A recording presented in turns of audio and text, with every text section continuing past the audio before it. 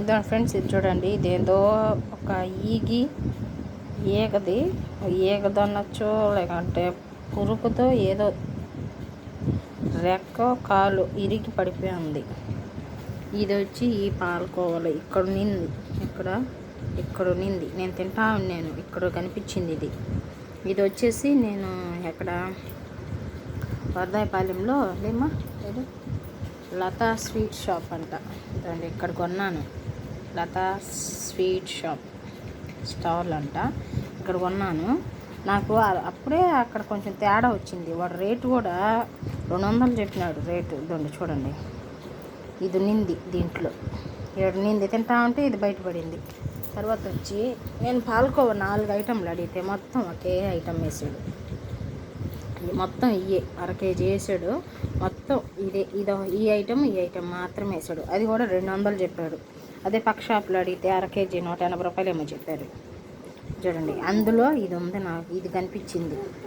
ఈ విధంగా మనం బయట కొనుక్కొని తినేస్తున్నాము, చూడకుండా తినేస్తాం కదా. ఇప్పుడు నేను కూడా దీన్ని నవ్వులేసి ఉండొచ్చు చూసుకోకుండా ఉంటే.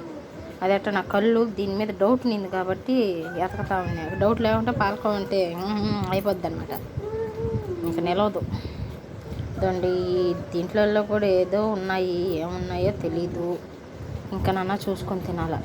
ఏం తినబాబతను ఇది చూసేసరికి నాకే ఇంకా తినబుద్ది అవ్వట్లా. 200 పెట్టి కొనుక్కున్నానండి. మామూలుగా పక్కన అట్లా అడిగితే 180 రూపాయలు చెప్పారు 1/2 kg పాలకోవ ఐటెం. వీడొచ్చి 200 వేసినాడు, 200 అని చెప్పినాడు. అందులో ఇది కూడా ఉంది. దీని రేటు కూడా 200 అయ్యి ఉంటుందేమో. ఎంత ఇదో చూడండి.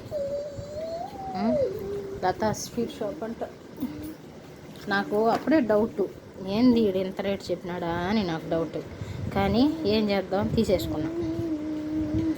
టైం బ్యాడ్ లెక్క తీసేసుకున్నాను. ఇప్పుడు ఇది చూడండి, ఇది బయటపడిపోయింది నాకు. ఇంక ఇది పాలకోవ ఎట్ట తినాలి నేను? 200 వేస్ట్ అయిపోద్ది పడేస్తే.